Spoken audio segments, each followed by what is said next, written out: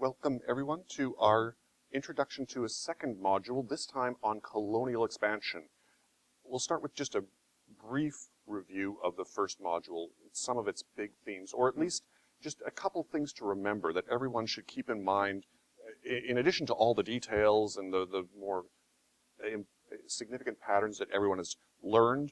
But well, two things in particular to highlight right now from Module 1 are that when we're talking about European colonial expansion, we have to remember that Europe was not one unity, not one thing. It wasn't a super force. There were quite a variety of European governments and quite a variety of European groups and individuals who were driving expansion, sometimes, usually actually in competition with one another. Absolutely. We're going to be learning more about that. So Europe was not one thing. Keep that in mind when we're talking about Europeans. And another thing to keep in mind is we're talking about European expansion into the Atlantic world. Europe is expanding in its own borders as well, its many borders. So there's a great deal of competition going on in Europe. We're going to leave our story of European history a little bit in the background. We're going to be studying Europeans as they interact with one another and many other peoples beyond their borders.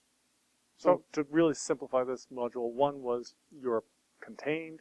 Yeah. Module 2 is Europe stepping out. And expanding. Yeah. Yes, that's in a nutshell. The big question for this module is, well, what were the reasons for this expansion of European states and groups and individuals into unexplored territory, and what were the consequences of this expansion?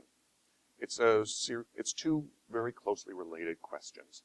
And for the development of the questions, that big question and a series of more specific questions, we've got lessons that will help everyone think through this issue of colonial expansion. Those issues, those themes are? Well, we're going to look at a kind of very basic, primarily economic lesson where we look at European expansion, the search for resources and so on, the early movements into the Americas and into Africa. But we'll certainly see some more complex nuances there that we'll explore in that week. European empires expand. Expand, exactly. That's our second module, lesson in the module. Then we're going to be looking at early modern Africa, which is really the first location for European expansion.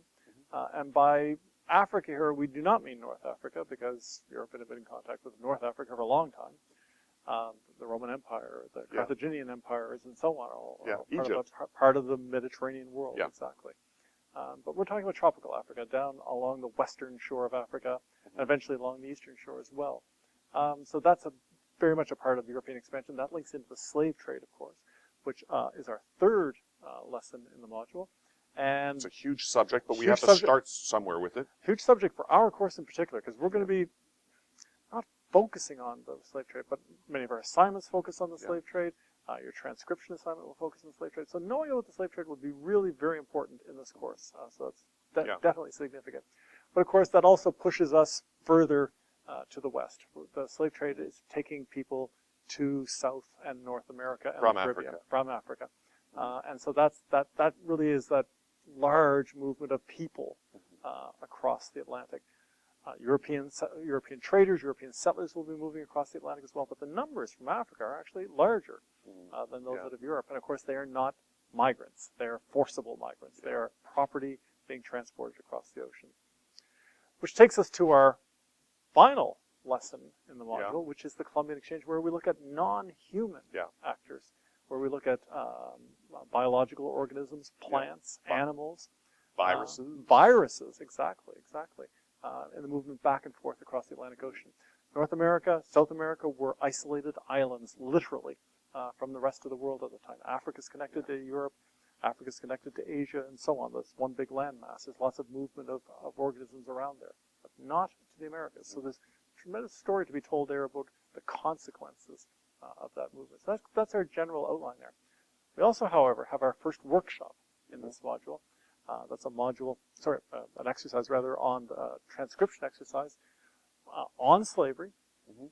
And that will be an assignment that builds towards your second and eventually your third and final assignments in this course. They're all linked together. So this is a very important first step in putting together a series of assignments over the course of the course. Yeah. And then just briefly, a little bit about the toolbox. Right. We have already in the first module introduced everyone to the analysis of sources. We are going to continue those kinds of exercises, analyzing sources, because that's what we work with from week to week. But there's a series of other historical thinking skills that you're also going to be learning about from week to week. They include, but are not limited to, the analysis of perspective and also thinking about and trying to understand the ethical dimension to the analysis of past sources. There's more. You can pay attention in the lesson details, and you just have to practice from week to week. The skills that you learn in this module, you should apply throughout the rest of the course. Absolutely. That's enough for now. There's lots to do. Go to it.